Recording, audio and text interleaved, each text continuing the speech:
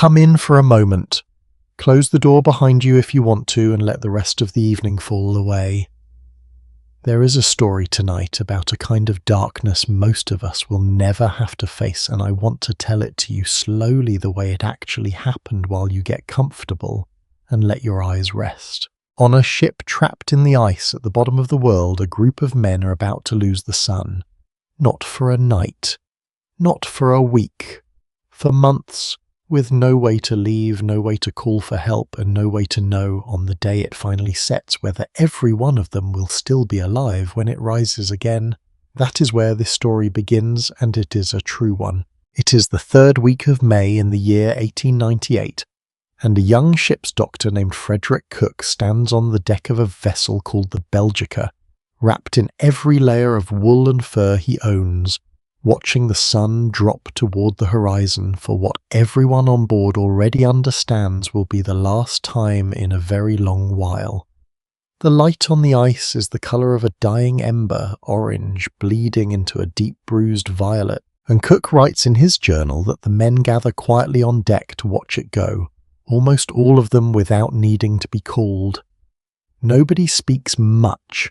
A few take off their caps the way people do at a funeral, though no one says the word out loud. The ship groans faintly around them, held fast in ice that stretches to every horizon, and somewhere below deck a lamp is already burning, because it will need to burn without real interruption for the better part of the next 6 months. Cook watches the last curve of the sun slip under the frozen sea, and he writes down the exact moment it disappears as though the date itself might matter later. It does. What almost none of them yet understand is that the darkness closing over their ship is not some monstrous exception to ordinary life. It is not a freak accident of geography, the kind of thing that only happens to a doomed expedition in a place no sensible person should have sailed. Ordinary life for a great many people scattered across the top of the world already looks something like this every single year. In the far north of Norway and Russia among the Zemi and the Nenets, along the frozen coastlines of Siberia, among the Chukchi, across the vast wind-scoured stretches of Greenland and the Canadian Arctic among Inuit communities who have lived this way for longer than most nations have existed. For these people, the sun does not simply set for a long winter's night. In the deepest parts of the Arctic Circle, it disappears below the horizon and does not return, not for weeks, not for months, sometimes for nearly half a year at a time. Children are born into it. Elders die in it. Entire lives are lived start to finish inside the rhythm of a sky that goes dark and stays dark, longer than most of us can comfortably imagine. So the men on the Belgica are stepping unknowingly into something the rest of the human species had already been quietly mastering for thousands of years. And the difference between the two, between a ship full of trained scientists and sailors nearly coming apart at the seams and communities who built entire ways of life around this same darkness without breaking, is one of the most interesting and most human questions this story has to offer. What do you do when the sun simply will not come back? How do you keep some time? How do you keep your mind steady? How do you feed a family, deliver a baby, raise a child, bury the dead when the only light for months comes from a lamp, a fire, or the pale, indirect glow the moon throws off frozen snow? Some people faced with that question survived it for generations and built rich, resilient lives around it. Others faced with the very same darkness very nearly lost their minds. Before we follow both of those threads all the way through, I want to take a moment and say something simple to you. If this is the kind of history you've been looking for, the real kind told slowly and honestly, rather than rushed and sensationalized, it helps enormously if you take a few seconds to like this video and subscribe to the channel. It costs you nothing, and it tells me that stories like this one are worth continuing to tell. I would also love to know in the comments where in the world you are listening from tonight and what it was about a sun that disappears for 6 months that made you want to press play. I read every one I can. For now, though, let yourself settle in, get warm, and let's go back to that ship in the ice and to everyone else scattered across the roof of the world who was living through the same kind of darkness at exactly the same time. Because the Belgica did not sail into an empty, uninhabited darkness. It sailed into a version of something ancient.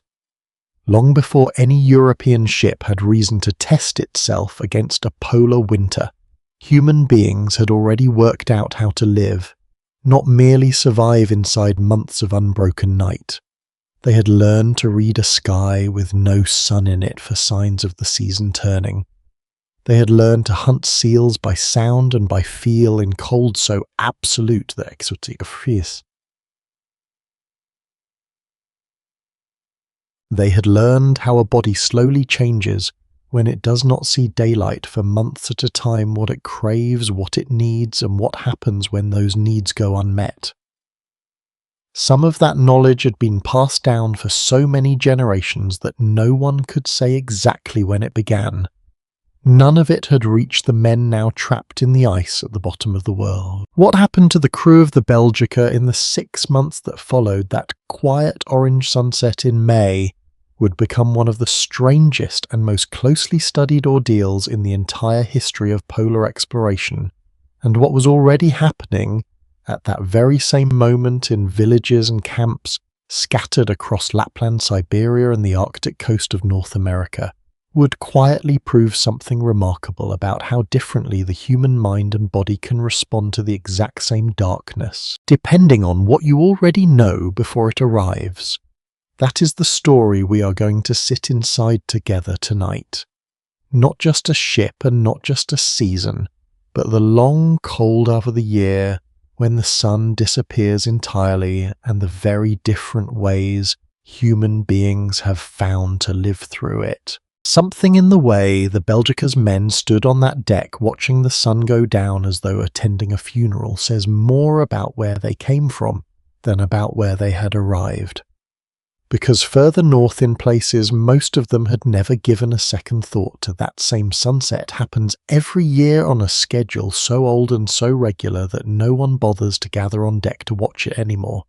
It simply arrives, then it stays. To understand what the Belgica's crew was truly walking into, it helps to leave the ice of Antarctica for a moment and travel to the opposite end of the Earth, to the wide curve of land and sea, calls the North Pole, here in the far reaches of Norway, Russia, Siberia, Alaska, Greenland, and Canada. The same astronomical fact that trapped the Belgica in darkness governs entire nations of people year after year, without any ship or explosion or crisis required. It is simply called the polar night, and it is not a metaphor.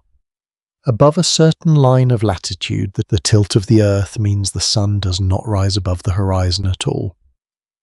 For a stretch of the year, sometimes for a handful of weeks, sometimes for months at a stretch, and in the most extreme locations for very nearly 6 months without a single true sunrise. In the town of Utqiagvik, at the very top of Alaska, the sun sets in late November and does not appear again until the 3rd week of January, a gap of roughly 2 months during which the town exists in a kind of perpetual twilight lit only by starlight, moonlight, and whatever electric light its residents can generate for themselves. Further north, still in the Norwegian archipelago of Svalbard, the darkness stretches even longer, closer to 4 months at a time. And at the true poles themselves, at the very top and bottom of the planet, the night can last close to half a year. Precisely the length of darkness the title of this story promises, and precisely the length of darkness the Belgica's crew was about to be forced to confront all at once with no lifetime of preparation behind them. What makes this remarkable is not simply that the darkness exists. It is that human beings figured out an extraordinarily long time ago how to build entire cultures inside it. The Sami people, whose traditional homeland stretches across the northern reaches of Norway, Sweden.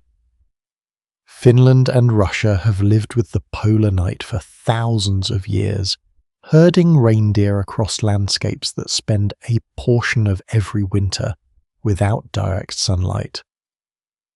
The Nenets, further east across the Russian Arctic, follow their own reindeer herds through the same darkness, moving their entire community's tents and all across frozen tundra, lit only by the pale blue glow that lingers just above the horizon, even when the sun itself refuses to rise.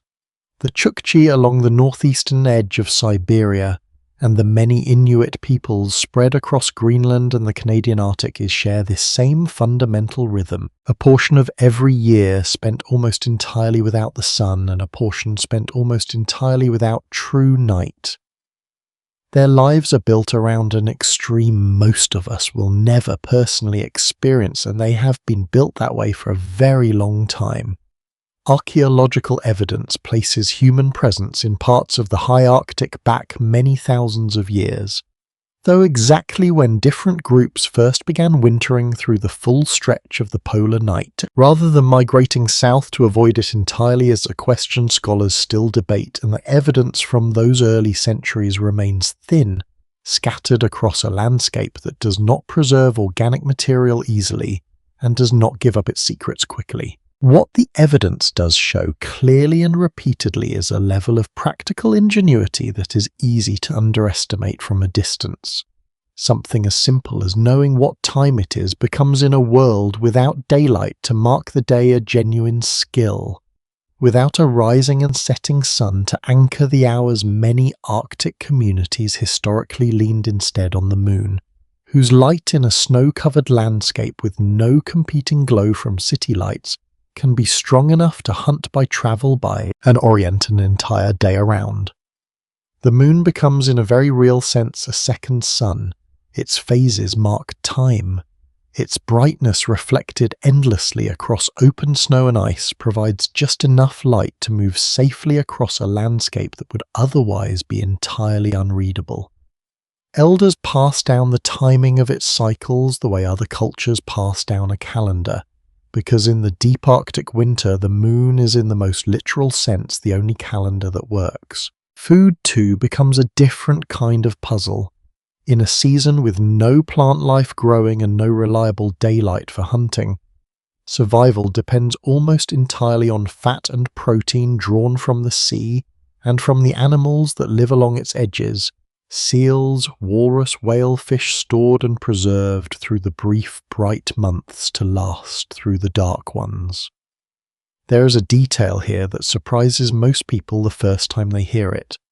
Lean meat alone, eaten without any accompanying fat, cannot sustain a human body through an Arctic winter. In fact, a diet made up almost entirely of very lean meat can lead to a dangerous form of malnutrition, sometimes called only half-jokingly rabbit starvation, because the body simply cannot process that much protein without enough fat alongside it to balance it out. Inuit hunters have known this instinctively, and for a very long time favouring the fat-rich meat of seal and whale specifically because it does what lean meat cannot. It keeps the body warm, it keeps the body fed, it keeps the body quite literally alive through months where nothing green grows and the sun does not rise to help anything grow at all. This is the world the Belgica's crew had no access to, no inherited knowledge of moonlight as a working clock. No generations of accumulated wisdom about which foods actually sustain a human body through total darkness. No elders to explain how to keep a mind steady when the sky refuses for month after month to change.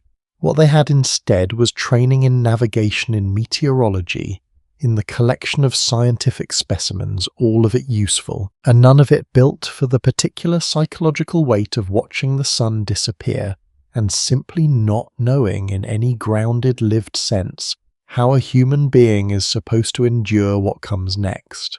And yet the parallel between the ship and the village is closer than it might first appear, because both are ultimately answering the exact same question, a question that does not change.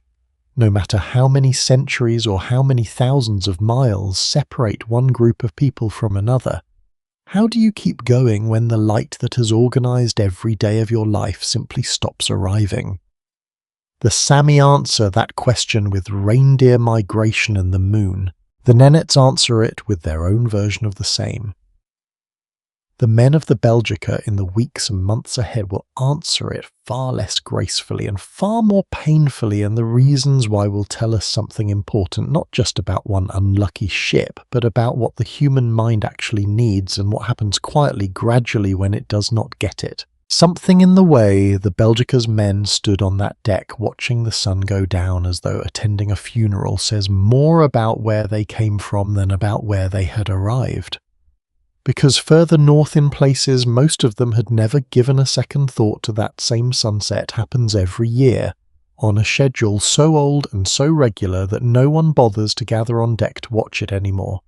It simply arrives, then it stays. To understand what the Belgica's crew was truly walking into it helps to leave the ice of Antarctica for a moment and travel to the opposite end of the Earth, to the wide curve of land and sea that circles the North Pole.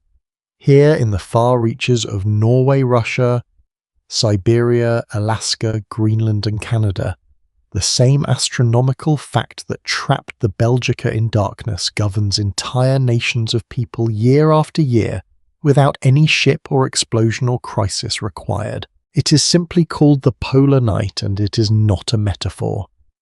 Above a certain line of latitude, the tilt of the Earth means the sun does not rise above the horizon at all, for a stretch of the year, sometimes for a handful of weeks, sometimes for months at a stretch, and in the most extreme locations for very nearly 6 months without a single true sunrise. In the town of Utqiagvik at the very top of Alaska, the sun sets in late November and does not appear again until the 3rd week of January.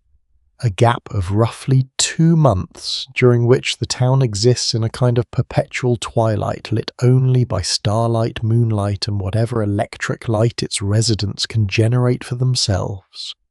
Further north, still in the Norwegian archipelago of Svalbard, the darkness stretches even longer, closer to 4 months at a time. And at the true poles themselves, at the very top and bottom of the planet, the night can last close to half a year. Precisely the length of darkness the title of this story promises, and precisely the length of darkness the Belgica's crew was about to be forced to confront all at once with no lifetime of preparation behind them. What makes this remarkable is not simply that the darkness exists. It is that human beings figured out an extraordinarily long time ago how to build entire cultures inside it. The Sami people, whose traditional homeland stretches across the northern reaches of Norway, Sweden. Finland and Russia have lived with the polar night for thousands of years, herding reindeer across landscapes that spend a portion of every winter without direct sunlight. The Nenets, further east across the Russian Arctic, follow their own reindeer herds through the same darkness, moving their entire communities, tents, and all across frozen tundra, lit only by the pale blue glow that lingers just above the horizon, even when the sun itself refuses to rise. The Chukchi along the northeastern edge of Siberia and the many Inuit peoples spread across Greenland and the Canadian Arctic share this same fundamental rhythm. A portion of every year spent almost entirely without the sun, and a portion spent almost entirely without true night. Their lives are built around an extreme most of us will never personally experience, and they have been built that way for a very long time.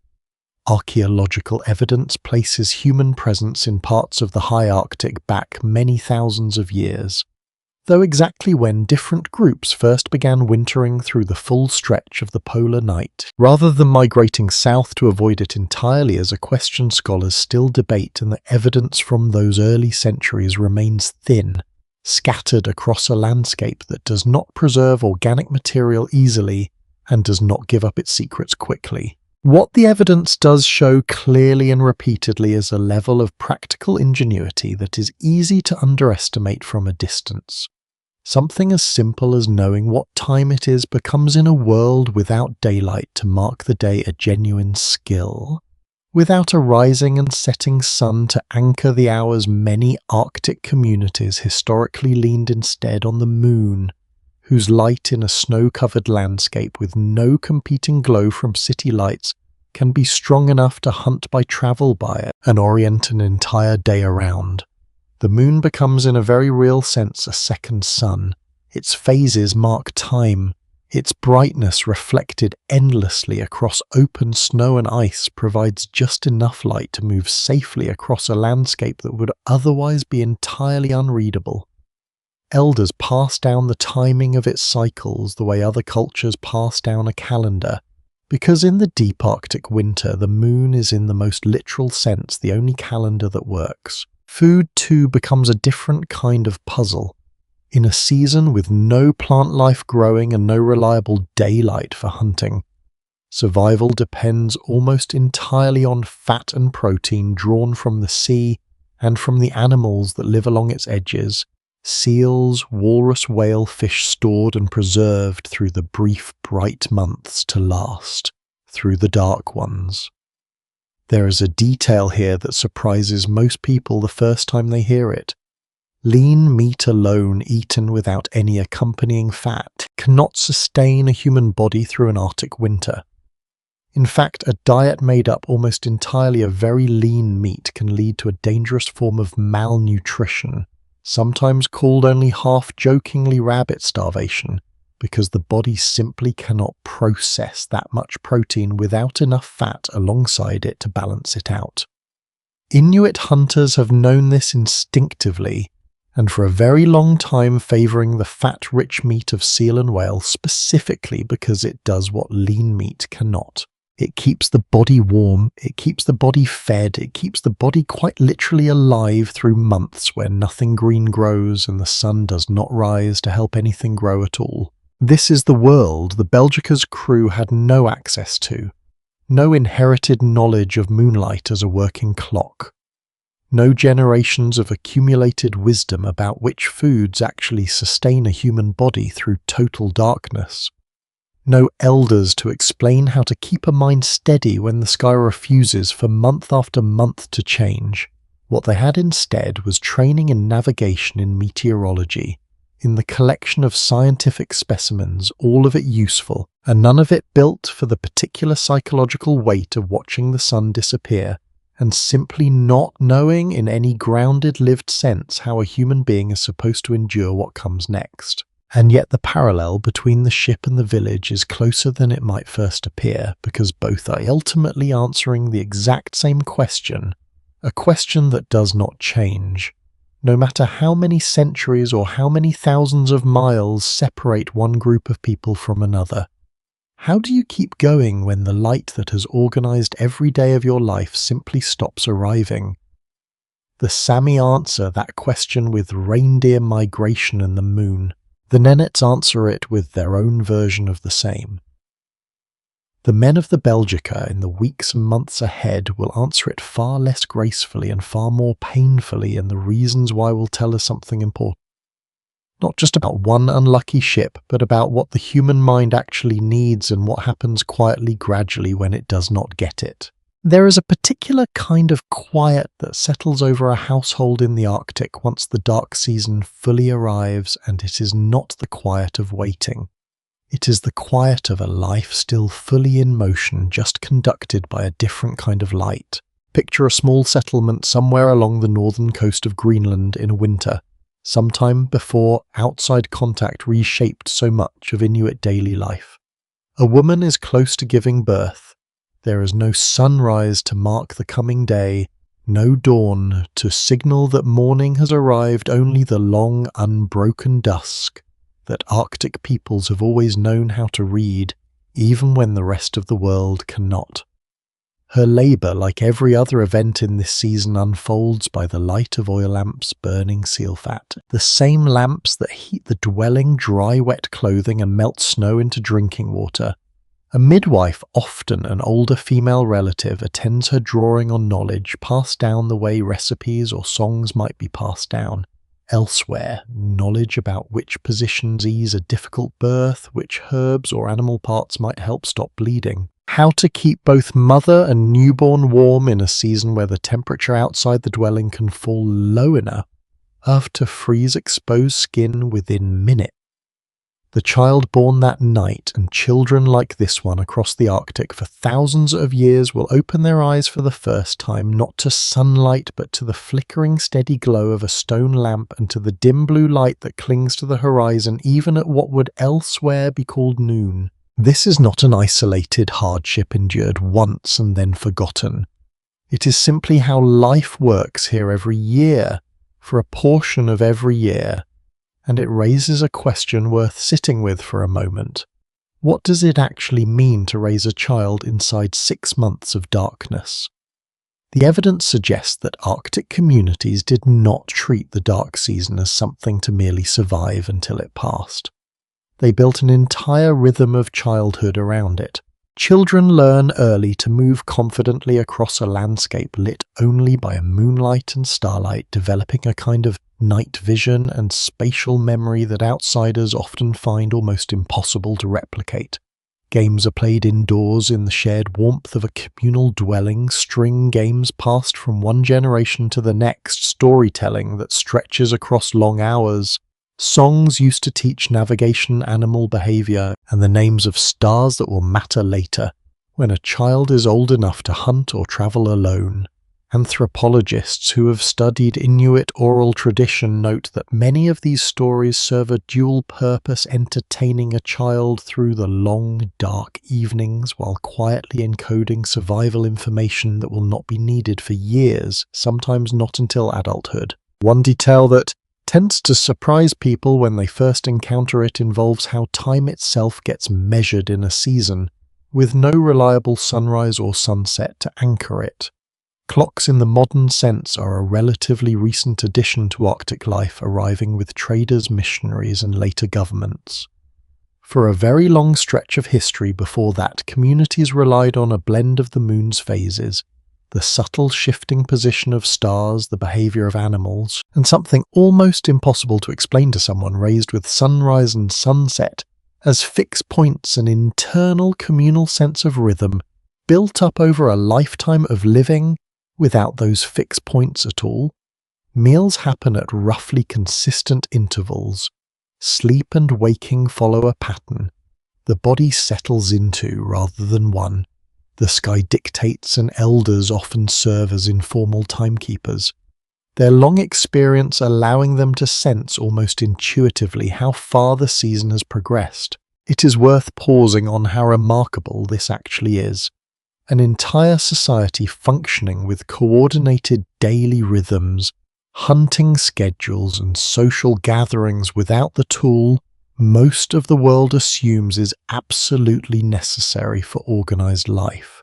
Whether this internal timekeeping ability reflects a genuine physiological adaptation built up over many generations, or simply an extraordinarily well-practiced set of learned habits passed down through careful teaching, is a question researchers studying circadian rhythms in polar populations still have not fully resolved. The evidence remains incomplete, gathered mostly from modern populations already living alongside clocks and electric light, which makes it difficult to reconstruct exactly how the fully traditional version of this skill once worked. There is also the matter of sleep itself, which behaves strangely in extended darkness, and which Arctic communities appear to have managed with a flexibility that stands in sharp contrast to how the Belgica's crew would later struggle with the very same problem.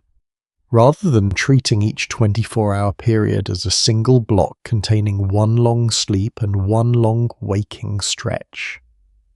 Many traditional Arctic households historically lean toward a more segmented pattern, periods of rest interspersed through the dark months, sometimes shorter and more frequent, adjusting naturally as the season deepened and as the demands of hunting, herding, or travel required. Sleep researchers studying pre-industrial societies in extreme environments have noted similar patterns in other communities living without artificial light, suggesting that the rigid 8-hour block many of us now consider normal may itself be more a product of modern scheduling than of any deep biological necessity. In this light, the dark season was not simply endured, it was in its own way worked with its rhythm studied and accommodated rather than fought. None of this is to suggest the dark season was without real difficulty, even for those who had generations of preparation behind them. Food supplies, however carefully stored, could run short if a hunting season had gone poorly. Illness, when it struck during the darkest months, was harder to treat and harder to isolate within a small, closely living community. And there is evidence still debated among anthropologists that certain communities experience their own version of the psychological weight that comes with extended darkness, moments of low mood irritability or restlessness that some researchers have connected to the same disruption in light exposure that affects people everywhere, regardless of how well prepared their culture is for it. The human body, it seems, still notices the absence of the sun, even when the mind has been carefully taught generation after generation exactly how to carry on despite it. What separates a community that endures this and one that begins to fracture under it may come down less to whether the darkness is felt at all and more to whether an entire structure of shared knowledge, ritual and mutual support exists to absorb it. That distinction sits at the very centre of what happened aboard the Belgica, though its full weight would not become clear until weeks after that last sunset in May. The men on that ship were entering the same darkness that Sami herders, Nenets families and Inuit communities had already learned over countless generations how to carry, but they were entering it without a single one of the supports that made that endurance possible. No inherited rhythm for sleep, no communal ritual for filling the long hours, no elder to explain what a body and a mind actually need when the sun refuses to return. What they carried instead into that darkness was a ship's supply of coal, a stock of preserved food that would soon prove far less adequate than anyone had planned for, and a set of assumptions about human endurance that the coming months were about to test in ways none of them could yet imagine. The men who boarded the Belgica in August of 1897 had no reindeer herds to fall back on, no elders waiting at home who had done this before them. What they had instead was a young commander with something to prove and a country watching to see if he could prove it. Adrian de Gerlache is 29 years old when the ship leaves the harbour at Antwerp, a former officer in the Belgian Navy who has spent years trying to convince his government and anyone else who would listen that a small nation without much of a polar tradition could still send an expedition to Antarctica and bring back something worth having. Belgium in the late 1890s is not a country associated with exploration in the way Britain or Norway or France are. It has no long history of Arctic whaling fleets, no generation of hardened sealers to draw a crew from. What de Gerlache does have is a modest budget cobbled together from private donors, a scientific society and a royal family, eager to see Belgium's flag planted somewhere it has never flown before, and a stubborn conviction that this gap in experience can be made up for with careful planning and sheer determination.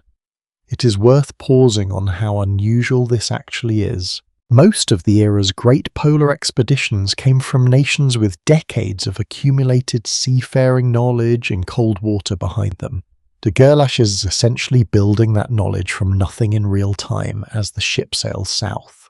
The vessel itself began its life as a Norwegian whaling ship named Patria, built for hunting in icy waters rather than for scientific expedition, and de Gerlache purchases and refits her, renaming her Belgica, a name meant to carry his country's pride across the entire journey. She is reinforced for ice, outfitted with laboratories for the scientists who will sail aboard her, and stocked, or so everyone believes at the time, with enough coal and supplies for a voyage that is meant to last well under a year. Nobody boarding her in August imagines they will still be aboard a full winter later, trapped somewhere no ship has ever deliberately chosen to spend it. That miscalculation, quiet and almost administrative at the time, will end up mattering more than almost anything else that happens on the voyage. The crew de Gerlache assembles is by any honest description an unusual gathering. Because Belgium cannot supply enough experienced polar sailors on its own, he recruits heavily from Norway, whose sailors already carry generations of cold water seafaring in their bones, alongside a smaller core of Belgian officers and scientists eager to be part of something historic. Among the Norwegians is a young, largely unknown first mate named Roald Amundsen, 25 years old, already privately dreaming of leading his own polar expedition one day, and treating this voyage as something between an apprenticeship and an audition. He does not yet have the reputation that will later make him one of history's most famous explorers. Here he is simply a capable young officer watching everything closely, learning what a ship trapped far from home actually requires of the people aboard it. The ship's doctor is an American named Frederick Cook, whose presence on this voyage is in its own quiet way one of the more surprising threads in the whole story. Cook has already spent time in the Arctic, having served on an earlier expedition to Greenland, and he brings with him something almost none of his crewmates possess: a working, practical familiarity with how the human body behaves when it is deprived of sunlight for long stretches. He has seen firsthand some of what indigenous Arctic communities do to endure their own dark seasons: the reliance on fresh meat, the attention paid to keeping the body warm and active rather than idle. Whether Cook fully understood at the outset of this voyage exactly how valuable that first-hand experience would become is impossible to say with certainty.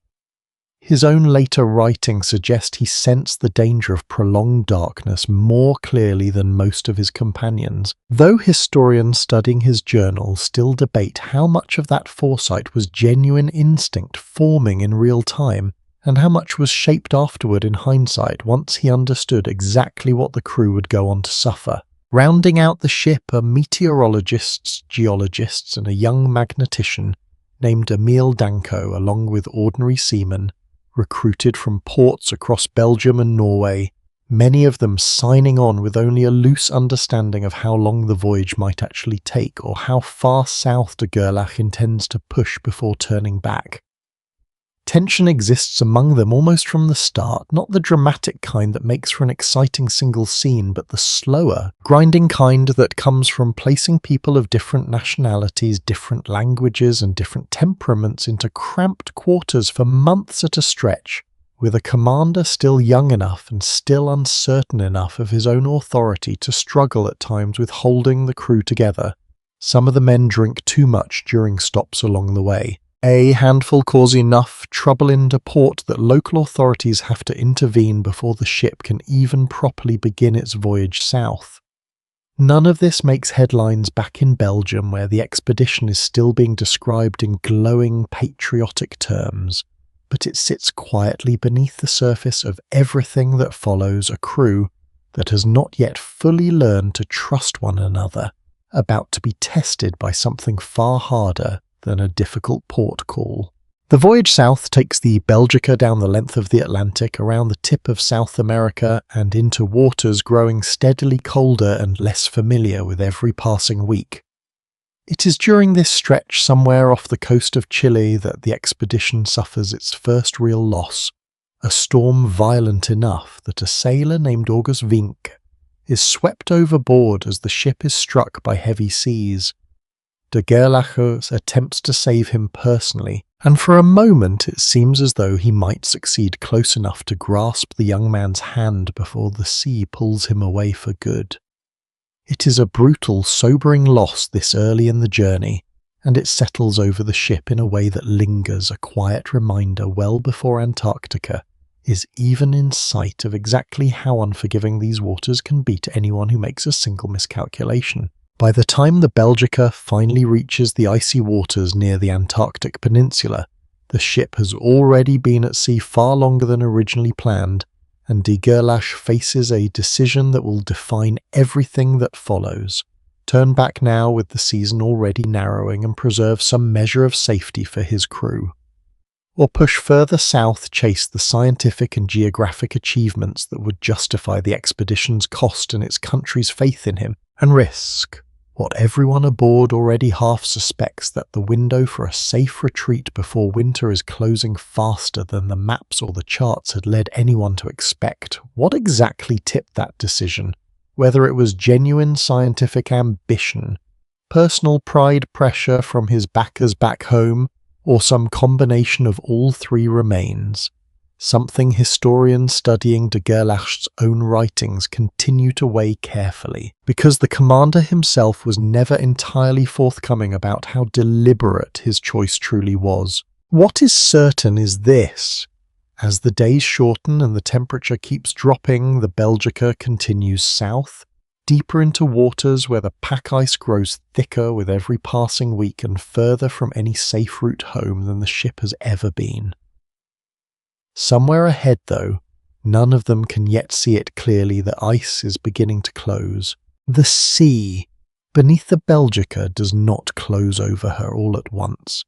It happens slowly in the way a door left slightly open is not something anyone notices until the moment someone finally tries to walk through it and finds it will not move. Through the final weeks of February in 1898, ice floes that had been loose and scattered begin drifting closer together around the ship, driven by currents and wind patterns the crew can watch but not control.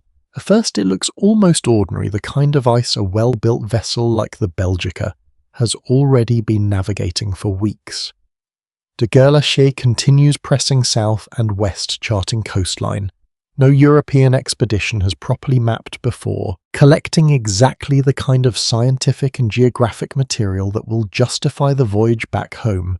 Then on the 2nd of March, the ice around the ship stops behaving like something that can simply be sailed through. It compacts, it locks, and the Belgica, for the first time in her voyage, finds she cannot move in any direction at all. What happens over the following days is where the story grows genuinely difficult to pin down with certainty, and it is worth sitting with that difficulty honestly rather than smoothing it over. The official account the one de Gerlache himself puts forward afterward describes the ship's entrapment as an unfortunate accident of geography and timing, a commander doing everything reasonable to press his expedition's scientific goals, caught by ice that closed faster and more completely than anyone could have predicted. But several of his own officers, along with later historians who have gone back through crew journals and private letters, have raised a quieter, more uncomfortable possibility that de Gerlach may have recognized the ice was closing in with enough time to escape it and chose not to. An expedition that survives an Antarctic winter, after all, becomes something far more remarkable, far more historic, than one that simply maps a stretch of coastline and sails home before the cold season arrives. Whether de Gerlach gambled deliberately with his crew's survival in pursuit of that distinction, or whether he made an honest misjudgment that hardened after the fact into something he preferred to describe as unavoidable, is a question that has never been fully settled. The surviving evidence points in both directions at once, and scholars who have spent years with these journals still do not agree on which version is closer to the truth. What is not in dispute is what the ship's crew begins to understand gradually and then all at once over the following weeks. There will be no sailing free before winter. The Belgica is going to spend the coming season exactly where she now sits, locked into pack ice.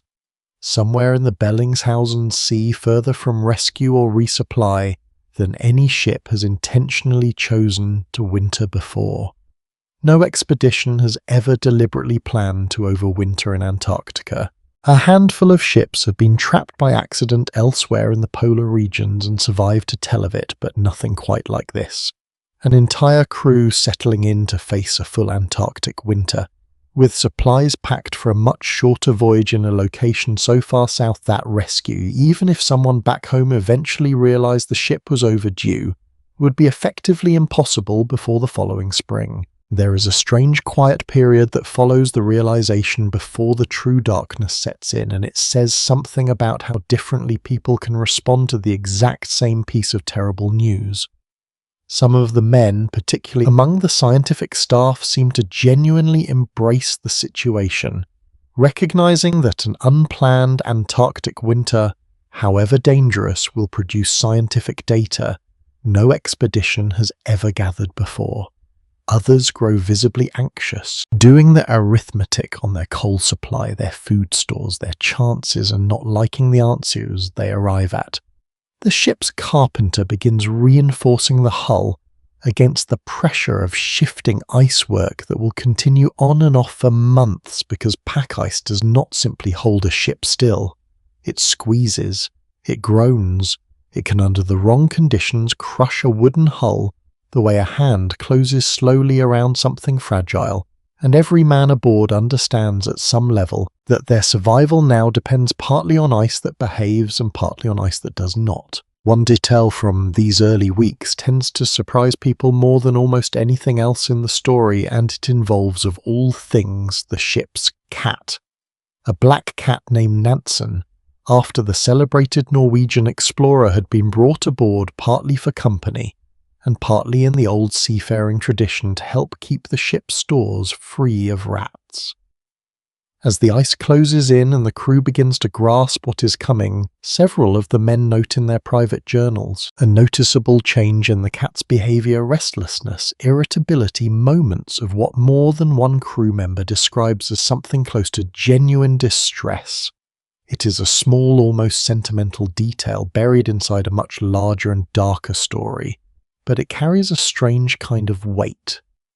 If a ship's cat can sense in its own limited way that something in the coming season is deeply wrong, it raises an honest question about what the men themselves, far more capable of understanding exactly what awaits them, are quietly carrying as the last of the ice locks solid around the hull. Preparations for the winter proceed with a mixture of competence and improvisation that reflects everything already true about this crew, capable in some areas, badly unprepared in others.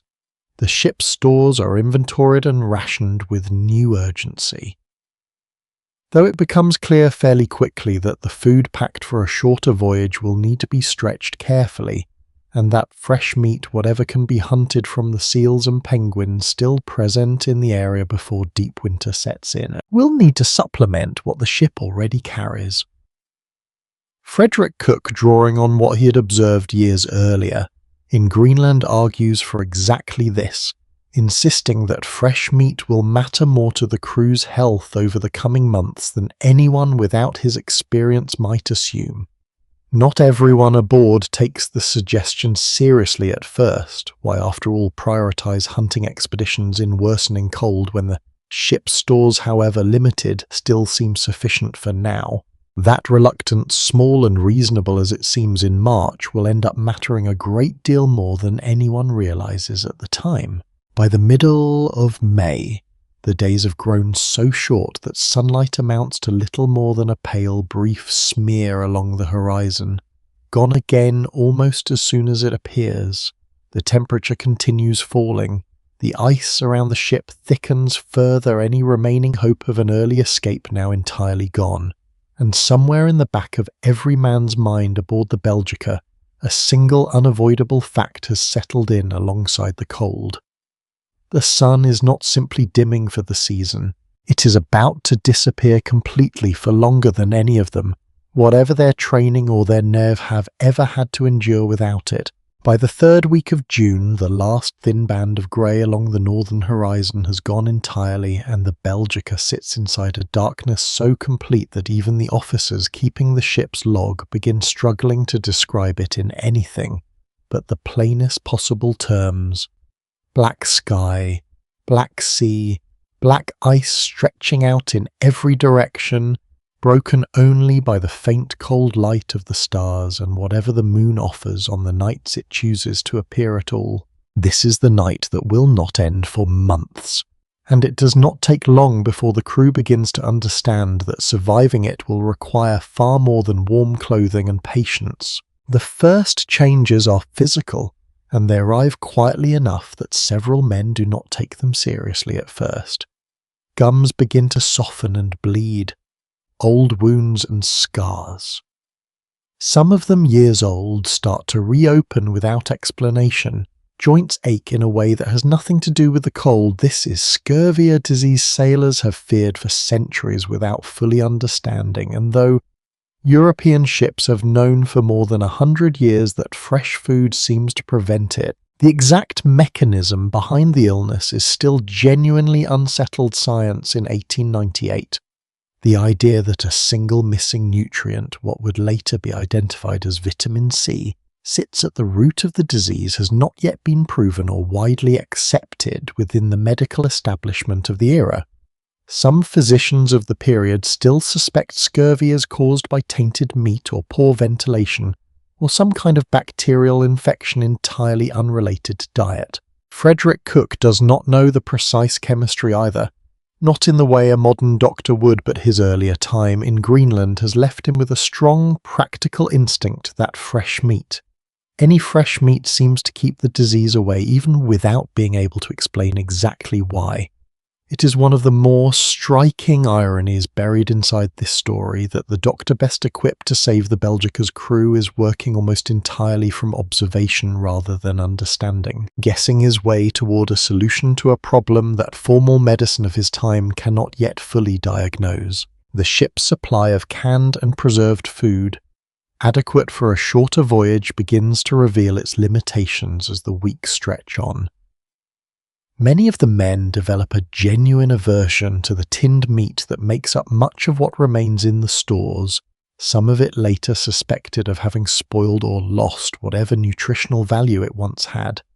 Appetite fades, weight drops, and alongside the physical decline comes something harder to chart in a ship's log. A creeping change in mood and mind that the crew has no real language for yet, because the psychological effects of prolonged darkness are not something anyone aboard has been formally taught to expect or recognize. Men who have been steady and even-tempered during the voyage south begin behaving differently. Sleep becomes strange and unreliable, some crew members barely resting at all, others sleeping for what feels like unnatural stretches, unable to fully wake. Small disagreements that would have passed without notice earlier in the voyage now flare into something sharper. A few men grow withdrawn, refusing to speak for long stretches, unwilling or unable to explain what is happening inside them. One crew member, according to accounts left by his shipmates, becomes convinced he can walk safely across the frozen sea to find rescue, and has to be physically restrained from leaving the ship in conditions that would almost certainly have killed him within hours. It is a moment none of the men who witnessed it ever fully explain in their later writing, whether from a reluctance to dwell on it or simply because it defied easy explanation at the time. One of the ship's naturalists, watching this unravel around him, writes a line into his own private journal that has survived and been quoted many times since, a plain unadorned sentence that captures the mood aboard the Belgica better than almost anything else from the voyage. "We are all in a madhouse." 6 words written by a man with no reason to exaggerate, describing exactly what the ship had become. Does this happen because of the darkness itself? Or because of what the darkness does to a body already weakened by a poor food and mounting illness? It is worth asking honestly, because the two are almost certainly tangled together in ways the science of the period cannot yet separate. Modern researchers studying seasonal depression and prolonged light deprivation have identified real measurable effects on mood, sleep, and cognitive function in people who spend extended periods without adequate sunlight, effects that can deepen considerably when combined with poor nutrition and physical illness, exactly the combination closing in around the Belgica by the middle of the winter. Whether the crew's decline should be understood primarily as a medical crisis, a psychological one, or some inseparable combination of both, is a question historians and physicians who have studied this expedition still debate, and the surviving evidence, filtered through journals written by frightened, exhausted men rather than trained clinicians, does not offer a clean answer. The crisis deepens further in June, when the ship's young magnetician Emil Danko grows seriously ill. Danko had joined the expedition as a personal friend of de Gerlach's, eager and capable, and his decline over these weeks is sharp and frightening to witness, his heart already weakened by an underlying condition few aboard had known about before the voyage began, begins to fail under the combined weight of scurvy, poor circulation, and the sheer physical strain of the conditions. On the 5th of June, Danko dies aboard the ship, becoming the expedition's second loss after the sailor swept overboard months earlier. And this time the loss happened slowly, in full view of a crew already frayed and frightened, rather than in the sudden violence of a single storm. There is no proper ground to bury him, in no way to return his body home across thousands of miles of frozen ocean, and so the crew commits Danko's body to the sea beneath the ice through a hole cut for the purpose, a quiet, almost unbearably lonely ceremony, conducted in near total darkness by men who understand watching it happen, that any one of them could plausibly be next. What almost nobody outside the ship's inner circle knew until much later is that the two men nominally most responsible for the crew's survival, de Gerlach himself and the ship's captain Georges Lecointe, both fall seriously ill during this same stretch of the winter, their symptoms severe enough that both men spend extended periods confined to their bunks, weakened by what appears to be the same combination of scurvy and psychological strain affecting everyone else aboard. For a period of some weeks, actual day-to-day command of the ship falls by necessity, rather than formal appointment to the young first mate.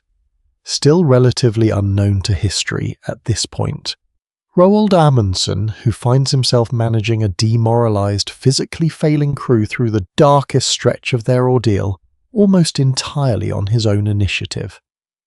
It is a strange, largely overlooked detail of the story that the man who would go on to become one of history's most celebrated polar explorers essentially earned his first real command, not through appointment but through the simple, brutal fact that everyone senior to him aboard the Belgica had become too sick to lead. By the height of the winter darkness, the ship has settled into something closer to a state of quiet emergency than anyone aboard would have predicted back in the relative comfort of the Belgian harbour where this voyage began.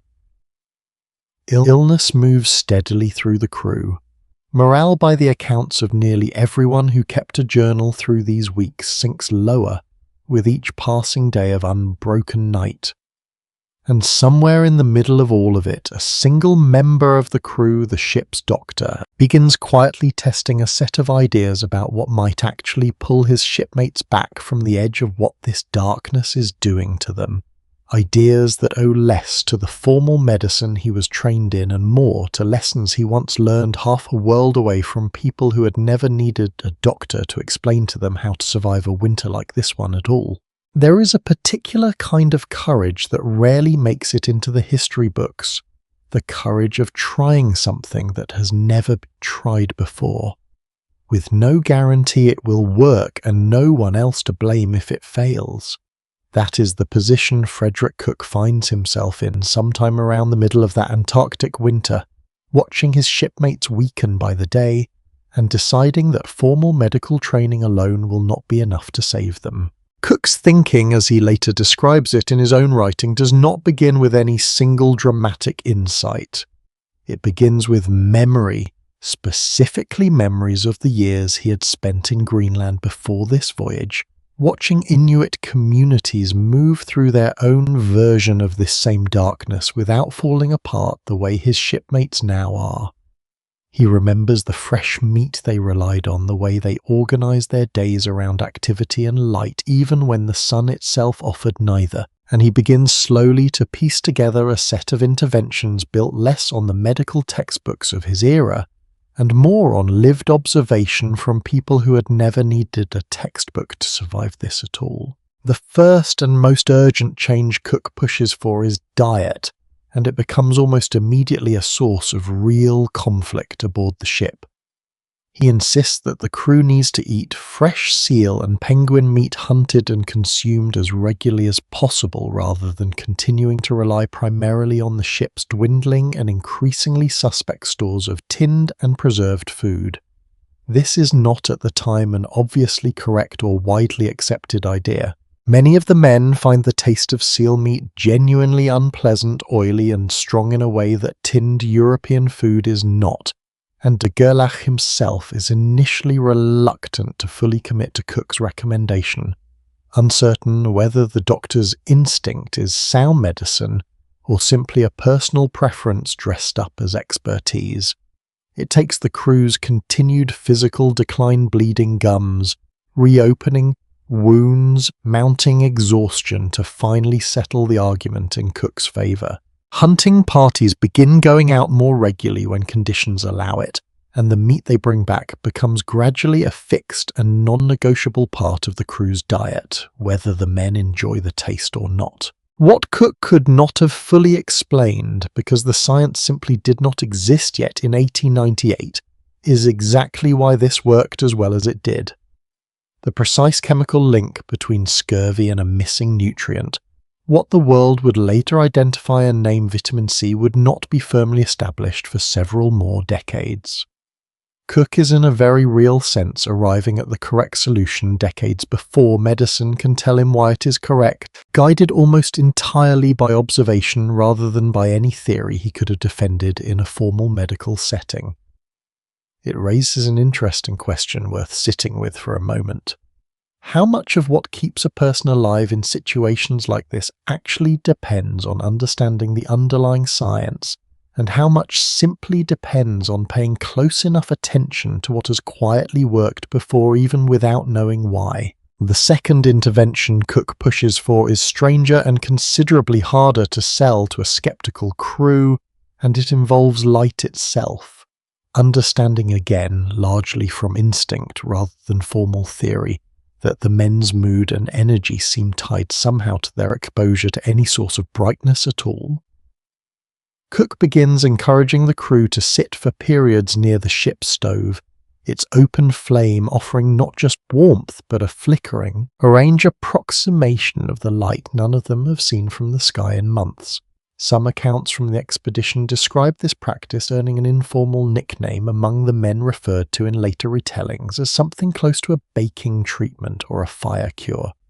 Sailors gathering near the heat and light of the stove for stretches of time, partly for physical warmth and partly, Cook believed, for something closer to a psychological or even physiological effect the flickering light itself seemed to provide.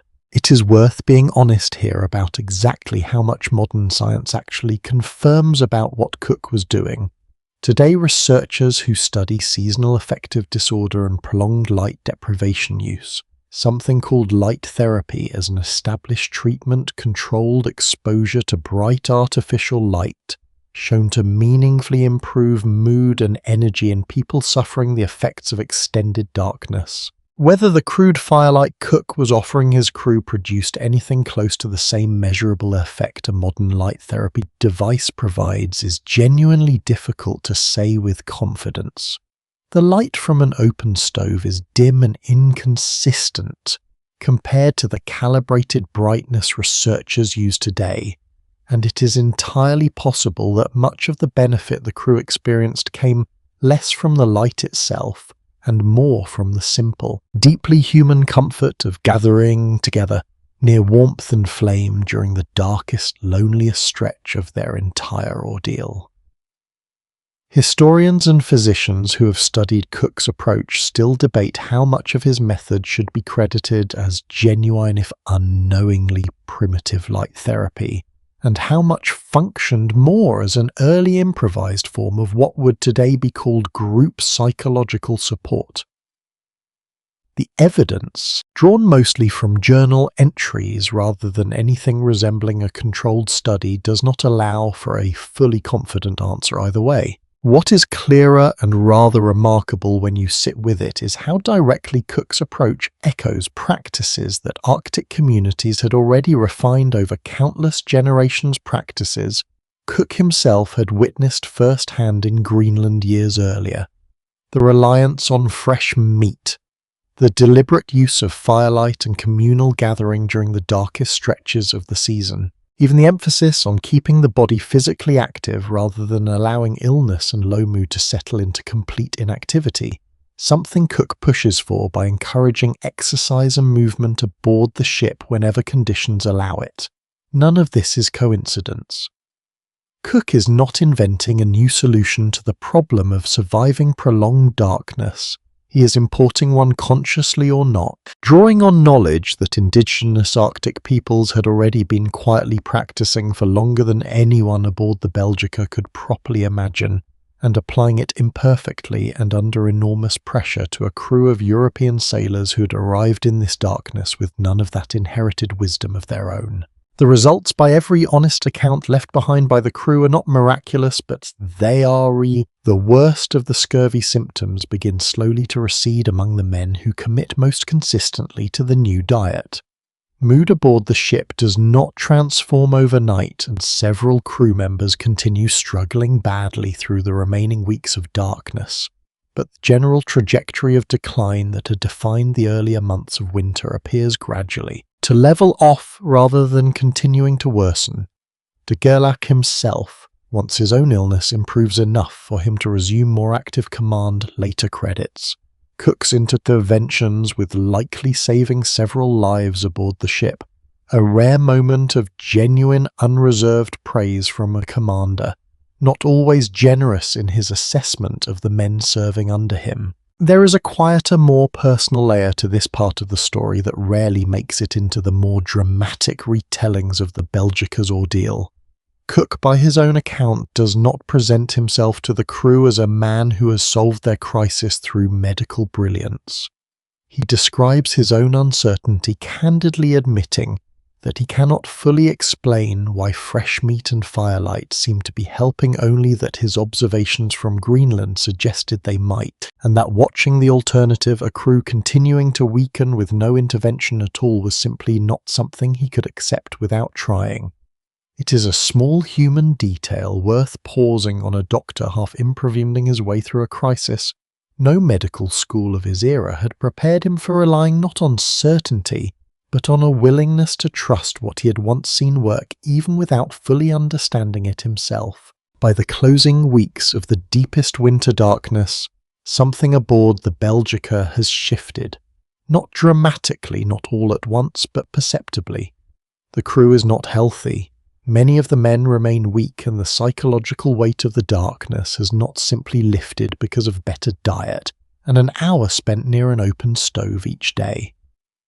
But the freefall that had defined the earlier months of winter illness, compounding illness, mood sinking alongside the body's decline, appears to have found something close to a flaw, whether that flaw holds through the remaining stretch of darkness still ahead, or whether the true test of everything Cook has attempted is still waiting somewhere further down the calendar, is a question the crew themselves cannot yet answer, watching the black sky above them for any early sign that the months of unbroken night might finally be nearing their end. The body does not need a calendar to know that something has gone wrong. It only needs the absence of a particular kind of light sustained long enough, and it will begin sending signals long before the conscious mind fully understands what is happening. Modern science offers something the men of the Belgica never had access to, a clear enough picture of what prolonged darkness actually does to a human body built from more than a century of research. The crew's own suffering helped in a small way to eventually inspire. At the center of it sits a part of the brain called the suprachiasmatic nucleus, a small cluster of cells that functions as the body's internal clock, regulating everything from sleep and appetite to hormone release and core temperature. This clock does not run on its own indefinitely. It needs regular exposure to daylight to stay properly calibrated, light entering through the eyes and signaling moment by moment roughly what time of day it actually is. Remove that daylight for weeks or months at a stretch, and the clock does not simply stop. It drifts slowly, losing its accuracy, pulling sleep, mood, and appetite out of their usual rhythm in ways that can feel to the person experiencing them less like tiredness and more like something has gone quietly wrong inside their own mind. One of the clearest physical markers of this drift involves a hormone called melatonin, which the brain produces in response to darkness and suppresses in response to light. In a normal day and night cycle, melatonin rises in the evening, helping the body settle towards sleep, and falls again with morning light, helping it wake.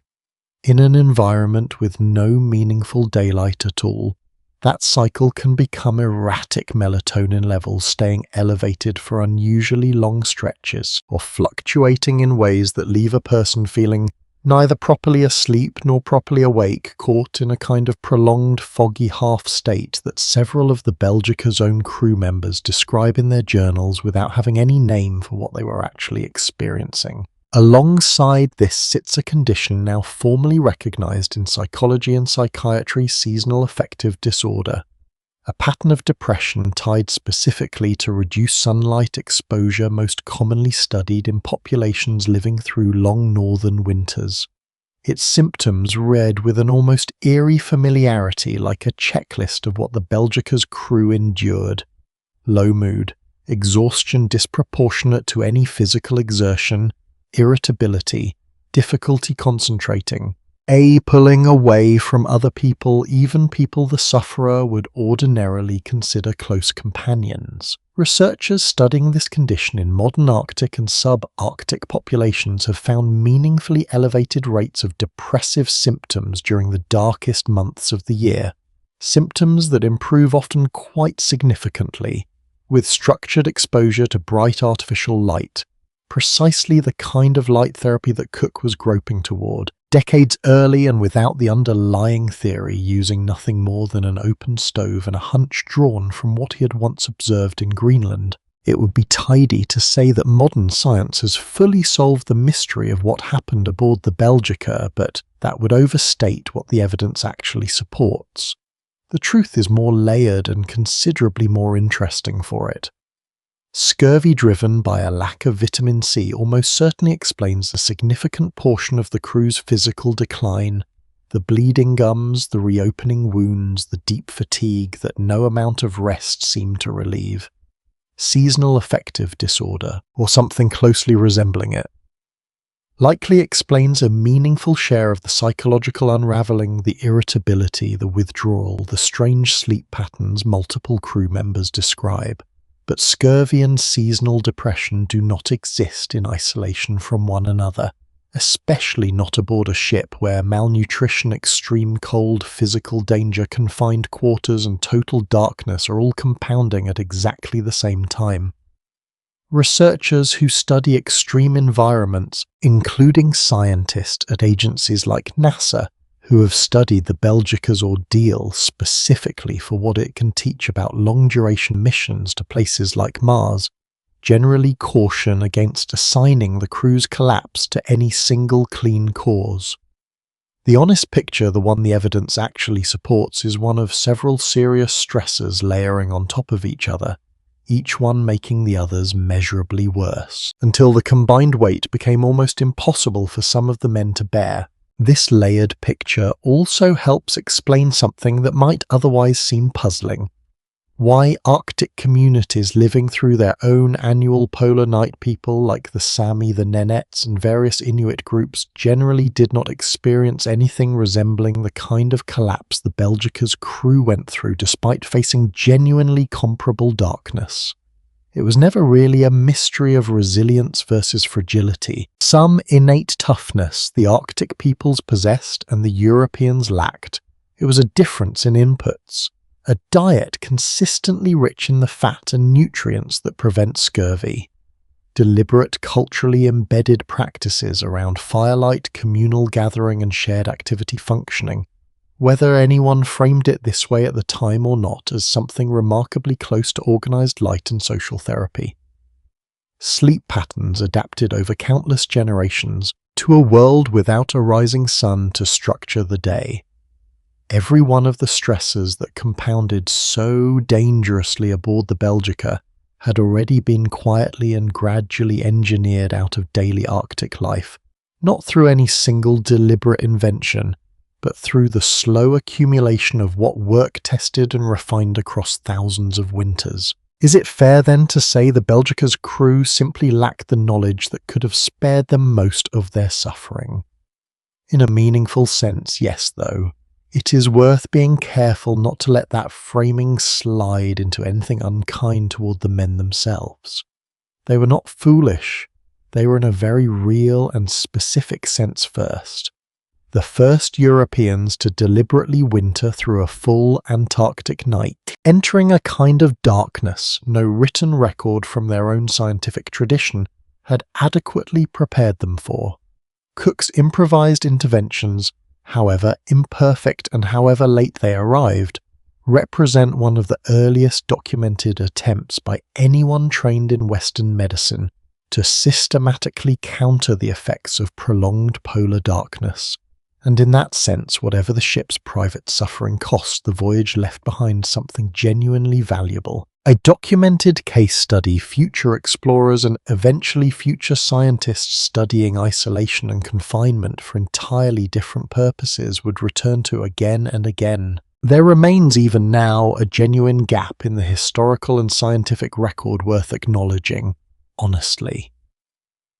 Exactly how much of each individual crew member's decline should be attributed to scurvy, how much to seasonal depression, and how much to the more ordinary psychological strain of extreme danger and confinement is something researchers who have studied the Belgica's surviving journals still cannot fully separate with confidence. The men who lived through it were not keeping the kind of careful medical records a modern researcher would need to answer that question cleanly, and the journals that do survive were written by frightened, exhausted people trying to make sense of an experience none of their training had equipped them to describe. What survives in the historical record suggests a crisis built from many overlapping causes, rather than one single identifiable villain, and that in its own way may be the most honest and useful lesson the Belgica's ordeal has to offer anyone studying human endurance in extreme environments today. What the science does make clear, without much ambiguity at all, is that the crew was never fighting a mystery. They were fighting a set of specific, largely preventable conditions other human beings in other parts of the world had already learned to prevent through generations of accumulated, unwritten knowledge. The men of the Belgica simply arrived in that darkness without any of it forced to rediscover through genuine suffering and one doctor's careful observation, lessons that had already been quietly known for a very long time just a few thousand miles further north. And as the deepest weeks of the Antarctic winter finally begin, almost imperceptibly to loosen their grip, a different kind of question starts to settle over the ship, one that has little to do with vitamins or sunlight and everything to do with what has actually happened in the darkness and the silence to the fragile balance of trust and command holding this crew together at all. Command aboard a ship is supposed to be one of the simplest things in the world to understand. There is a captain, there are officers, and there is a clear line running from one to the other that everyone aboard is expected to respect. What the darkest months of the Belgica's winter reveal quietly and then not so quietly is how easily that simple structure can come apart when the men holding it together are themselves exhausted, ill, and no longer entirely certain who's actually in charge. By the time de Gerlache and Lecointe have recovered enough to resume something closer to full command, a strange and uncomfortable reality has already settled over the ship. For weeks, real authority rested with Amundsen, not through any formal transfer of command, but simply because he was the healthiest senior officer still capable of making decisions. Some of the crew, according to journals that survive from this period, had grown accustomed to looking to Amundsen first, a habit that does not simply disappear the moment de Gerlache is well enough to stand on deck again. There is no single dramatic confrontation recorded between the two men over this no scene either of them describes outright in their later writing. What exists instead is something quieter, and in its own way more revealing a noticeable coolness in how de Gerlache refers to Amundsen in his own journal entries from this period, and a corresponding carefulness in how Amundsen writes about de Gerlache, each man's account leaving just enough unsaid to suggest that something between them had shifted without either one wanting to put it plainly on paper. This gap between what was actually happening aboard the Belgica and what different crew members later chose to record becomes one of the more genuinely difficult problems for anyone trying to reconstruct this story with confidence. De Gerlach's own account, published after the expedition returned home, presents his leadership through the crisis in a broadly favourable light, a commander managing an unprecedented situation with as much steadiness as circumstances allowed. Several of his officers, writing separately and in some cases considerably later, tell a noticeably less flattering version describing a commander who grew withdrawn and indecisive during the worst of the winter, leaving others to manage problems he should arguably have handled himself. Cook's own later writing sits somewhere between these two poles, generally sympathetic to de Gerlach as a person, while still acknowledging in careful diplomatic language that the ship's chain of command had grown considerably less stable than official accounts of the voyage were ever willing to admit publicly. Why does this matter beyond simple historical curiosity?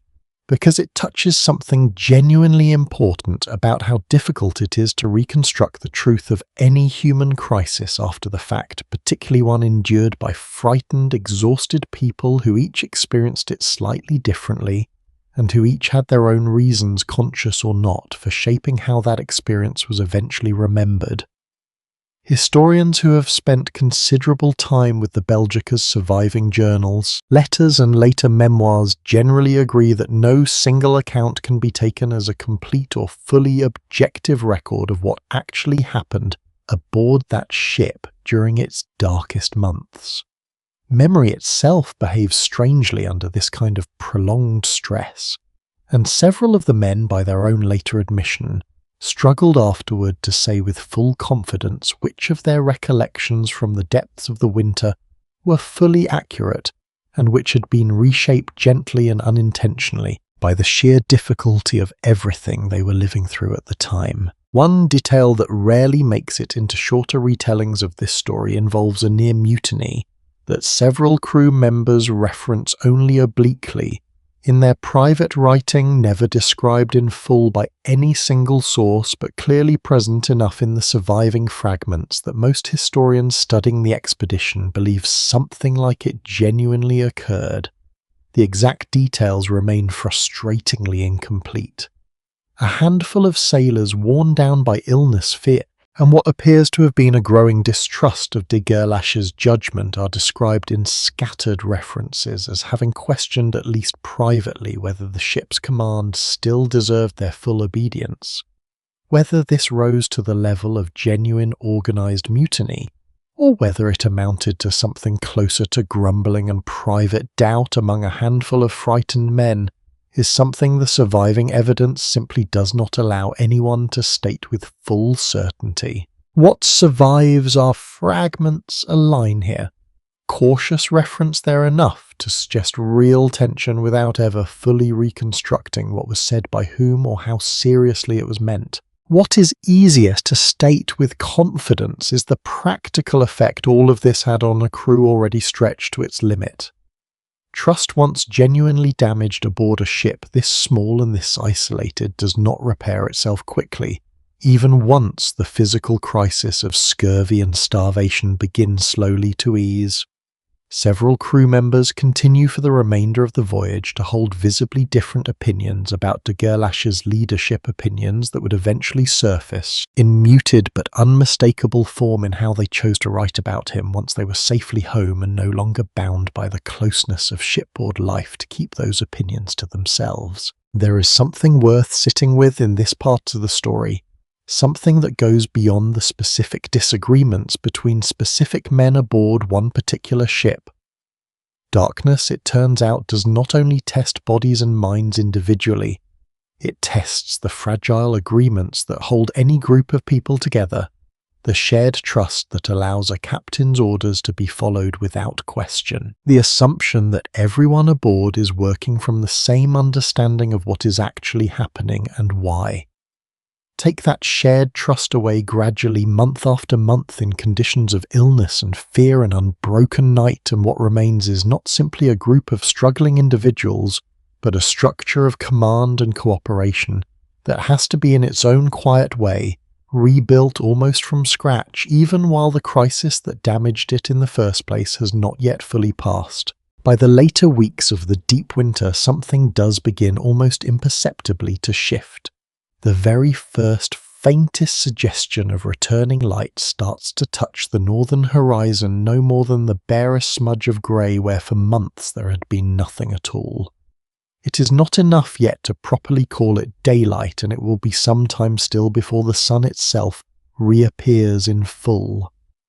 But for a crew that has spent months uncertain of nearly everything, including in its own way, each other, that first pale smear of returning light carries a weight far beyond what its faint brightness alone could ever explain.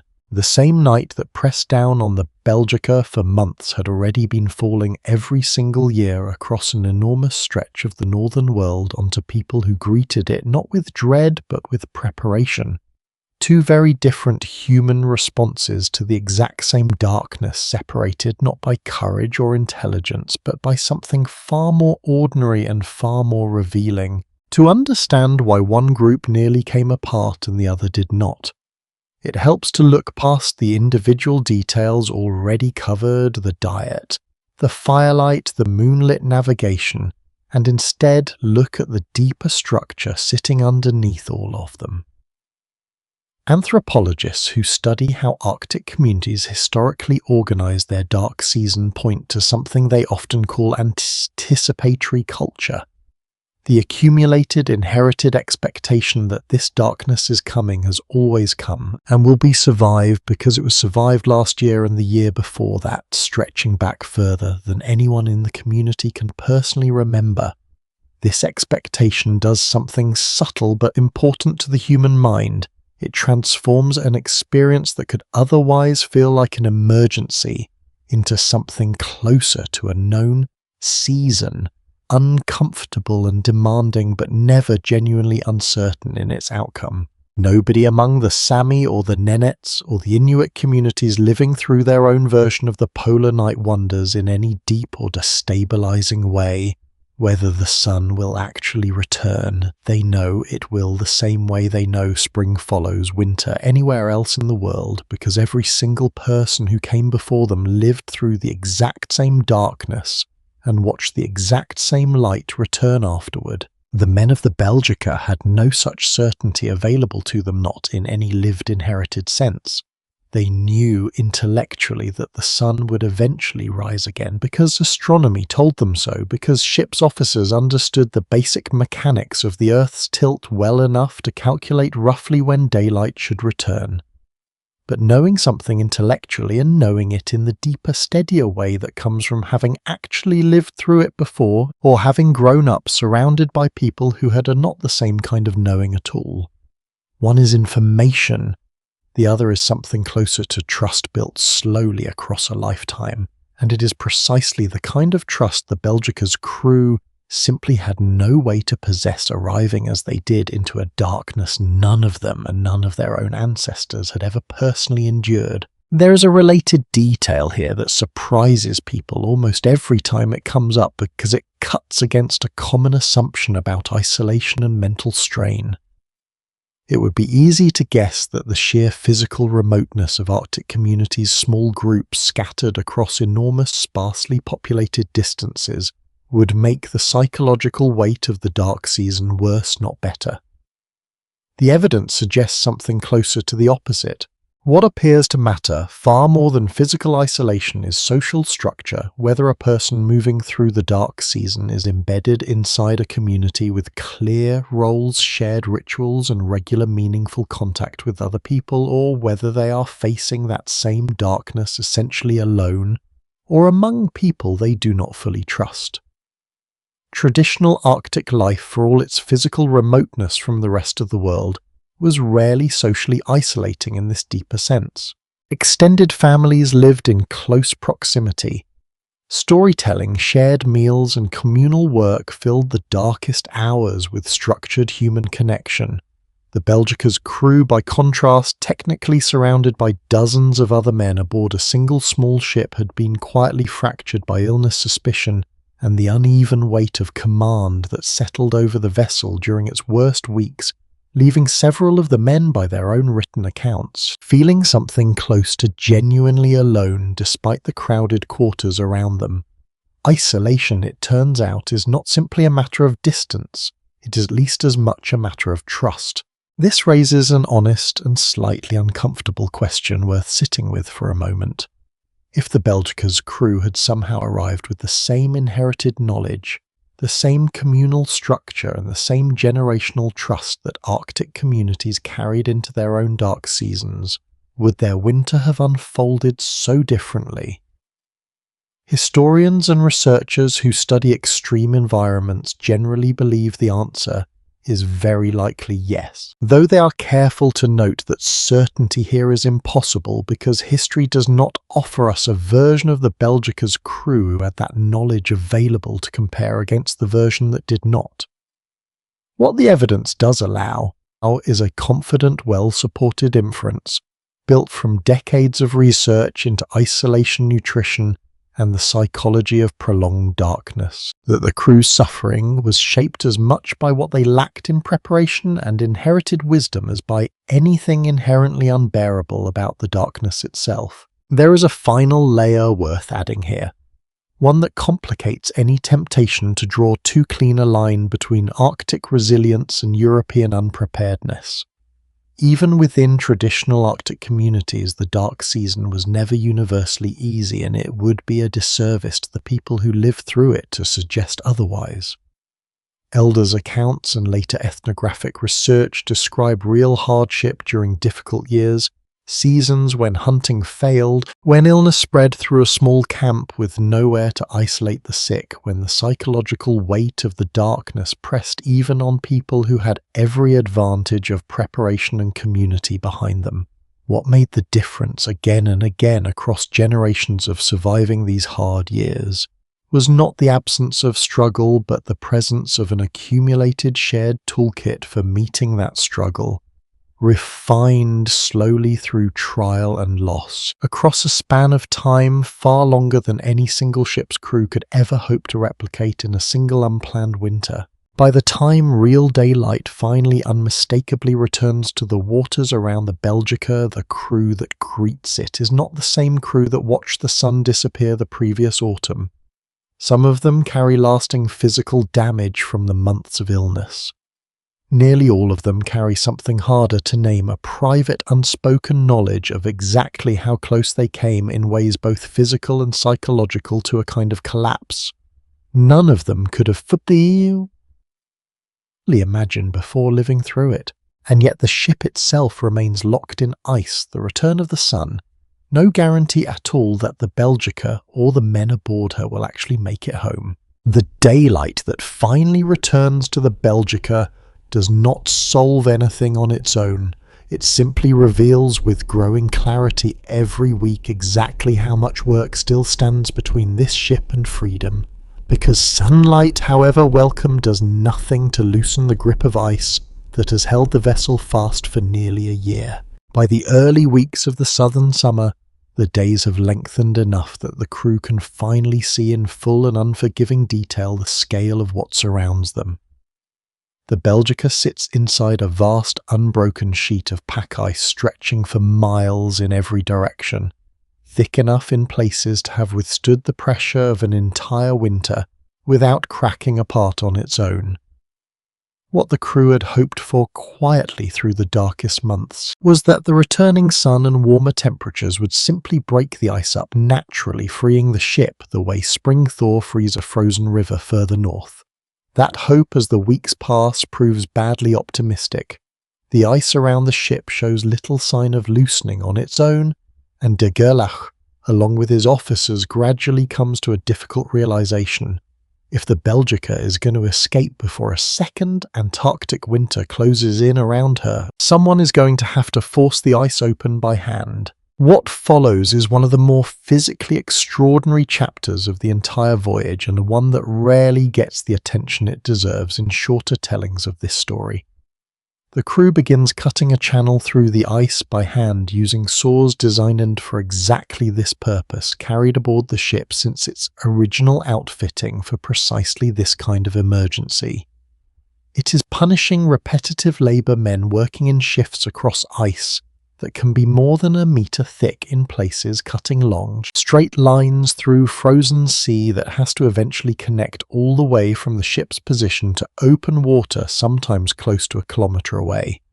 Each cut has to be made carefully enough that the resulting ice blocks can actually be manoeuvred and cleared, rather than simply left to refreeze in place overnight, undoing an entire day's exhausting work in a single cold evening. Alongside the soaring, the crew turns to something considerably more dramatic and considerably more dangerous. De Gerlach authorises the use of explosives blasting sections of the thickest ice in an effort to speed up a process that hand soaring alone would likely take far too long to complete before conditions worsen again. This is not a precise or fully predictable technique. The explosions have to be carefully placed and carefully timed, close enough to the ship's intended channel to be useful, far enough from the Belgica herself to avoid damaging a hull already weakened by nearly a year locked in ice. More than one account from the crew describes the tension of these blasting operations, men working with limited experience in this kind of ice demolition, aware that a poorly placed charge could just as easily damage their own ship as clear a path for it. The work stretches on for weeks, a strange, grueling combination of careful engineering and sheer physical endurance, carried out by the men who only months earlier had been struggling simply to stay alive through the depths of the polar winter. There is something worth noting here about what this labour actually reveals about the crew's recovery. Whatever lasting damage the darkness and illness had done, the fact that these men could now sustain weeks of genuinely brutal physical work, cutting and clearing ice for hours at a stretch, suggests that Cook's interventions, however improvised and however imperfect, had done real measurable good. A crew still deep in the grip of untreated scurvy would likely not have had the physical capacity for labour this demanding at all. Even with the channel slowly extending toward open water, the Belgica's escape is never fully guaranteed, and the crew's own journals from this period carry a persistent undertone of uncertainty that never quite disappears until the ship is genuinely free. Weather remains unpredictable. Ice that has been carefully cleared one day can shift and partially reclose overnight, driven by currents and wind the crew has no ability to control or even reliably predict. There are moments, described by more than one crew member, where the entire effort seems to be on the verge of failing outright, the channel refreezing faster than it can be extended, the season narrowing again toward a second winter. None of them believe they could survive as well as they survived the first. It is worth pausing on a detail that tends to surprise people because it complicates the story in an interesting way. Not every member of the crew is equally eager at every point in this process to prioritize immediate escape over continued scientific work. Several of the expedition's scientists, having endured the worst of the darkness and survived it, are reluctant to abandon research still underway, arguing that the data being collected on Antarctic wildlife geology and weather patterns almost entirely undocumented. Before this voyage represents genuinely unique scientific value that a rushed departure might sacrifice. This creates a quiet, persistent tension aboard the ship even as the escape effort intensifies between men focused purely on survival and getting home, and men who, having already survived the worst of it, are unwilling to let the opportunity for scientific discovery go to waste. Whether this tension ever rose to open conflict or remained mostly a matter of private frustration, recorded only in individual journals, is something the surviving evidence does not fully clarify, another small gap in a story that even now resists being fully and cleanly reconstructed. By mid-February, after weeks of soaring, blasting and careful manoeuvring, the channel finally reaches far enough to connect the Belgica's position to genuinely open water, and the ship, under her own power, for the first time in nearly a year, begins moving. It is a moment every surviving account describes with something close to disbelief. Men who had spent months uncertain whether they would ever see this exact sight again, watching their own ship finally break free of the ice that had held her captive through an entire Antarctic winter. The journey out is not instant or entirely smooth. The Belgica still has to navigate carefully through scattered ice for a considerable distance before reaching fully clear water, and the crew remains tense through this final stretch, wary of anything that might trap them again after coming this far. When the ship finally reaches ocean fully free of the ice, at last the mood aboard shifts in a way that several crew members describe as almost disorienting after so many months of grinding uncertainty. There is relief unmistakably, but also something quieter and harder to name, a kind of dazed recognition among men who are only now beginning to fully process exactly what they have survived physically and otherwise, over the better part of a year spent farther from help than almost anyone in the world at that time. The voyage home is not without its own difficulties, storms and navigational challenges that any ship crossing this stretch of ocean would have to contend with, but none of it carries the same weight as what the crew has already endured. What waits for them once they finally reach port and eventually make their way back to Europe is a reception none of them could have fully anticipated setting out from Antwerp so many months earlier. A story that will follow several of these men for the rest of their lives in ways some of them welcome and others quietly do not. The Belgica arrives back in Antwerp on a bright morning in November of '89, and the crowd that gathers to meet her has no real way of understanding what the men walking down her gangplank actually survived. Flags fly, speeches are given, King Leopold personally honours several of the officers, making them Knights of the Order of Leopold, Belgium's highest distinction. A small nation, finally able to say it had reached where almost no one else had gone. Gone from the shore, it looks like triumph, clean and uncomplicated. Exactly the kind of story a young country hungry for recognition would want to tell about itself.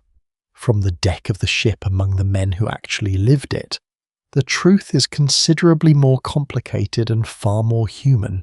What the crowd on the dock could not see, and what the official histories of the expedition were often reluctant to fully record, is everything this chapter has tried to sit with honestly. A commander who may or may not have knowingly gambled his crew's lives for the sake of historical distinction, a question that remains unresolved even now. A doctor who saved lives not through certainty but through careful observation and a willingness to try what he had once seen work half a world away, without fully understanding why it worked at all.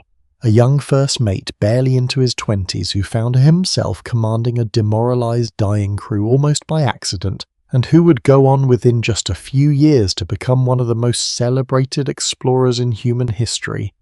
A magnetician who never came home at all, committed to the sea beneath the ice in a ceremony no family back in Belgium would ever be able to properly witness or grieve. The lives that followed this voyage went in directions almost nobody could have predicted, standing on that dock in November of 1899.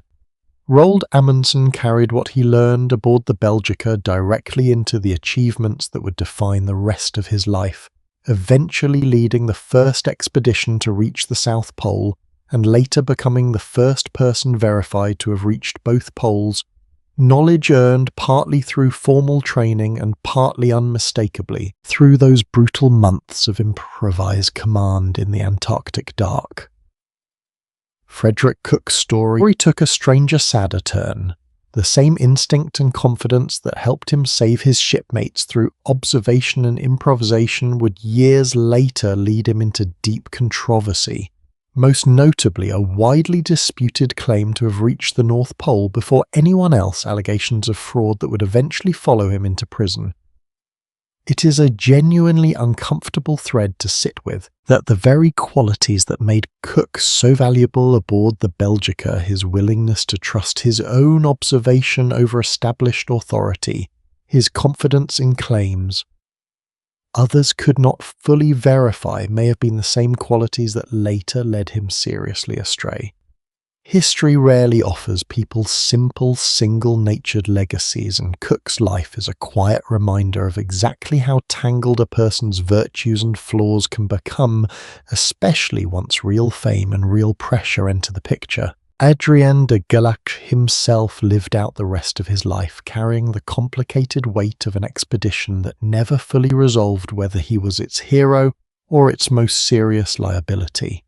He continued working in polar exploration and Belgian scientific circles for years, afterward respected by many, quietly doubted by others who had served under him and never fully forgotten what those months in the ice had actually cost. Whether he privately believed his own decision to remain in the ice had been reckless or justified is something his own writing never quite settles, a silence that feels in its own way entirely honest.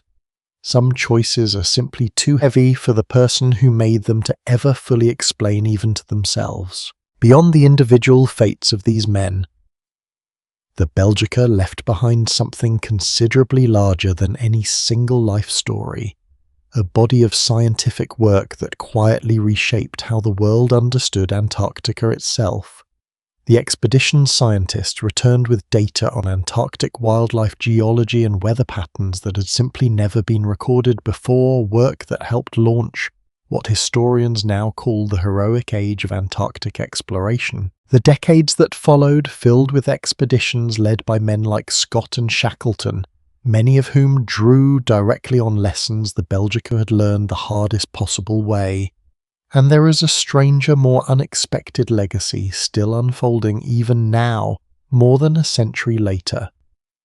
Researchers studying human isolation and endurance for future long-duration space missions, including scientists connected to NASA's own planning for eventual journeys to Mars, have returned repeatedly to the Belgica's detailed journals, treating one ship's accidental winter as an early and valuable case study in what happens to the human body and the human mind when they are cut off together from the rest of the world for months at a stretch.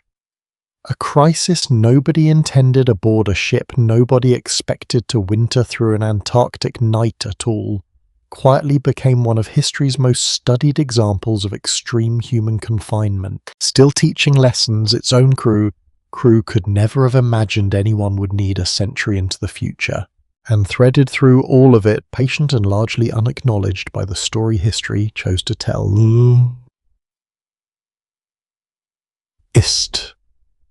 sits the knowledge that had been there all along, carried by the Sami, the Nenets, the Chukchi and Inuit communities scattered across the roof of the world who had never needed a ship, a doctor, or a scientific expedition to understand what the Belgica's crew nearly destroyed themselves learning firsthand.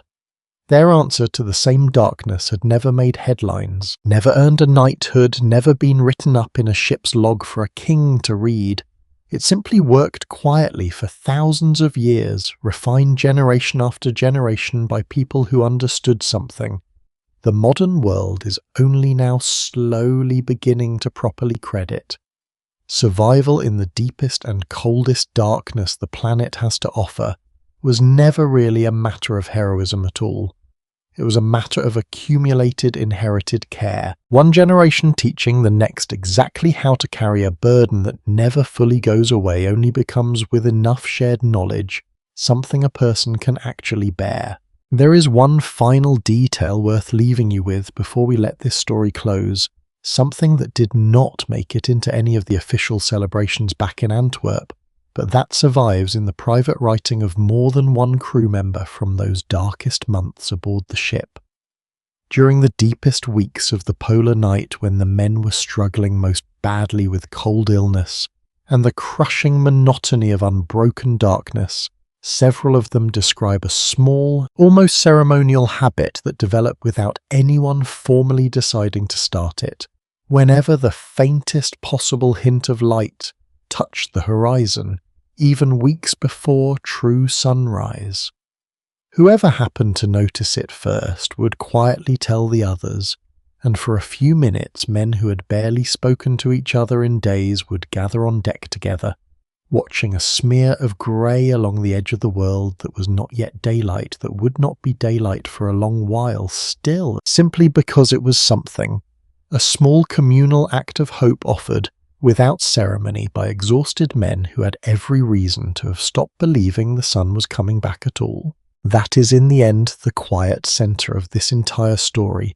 Not the ice, not the darkness itself, but what human beings do individually and together when the thing that has always organised their world simply disappears and they are left to build out of whatever knowledge, memory and stubborn care they can gather some way of going on without it. History rarely gives us clean endings, and this one is no exception.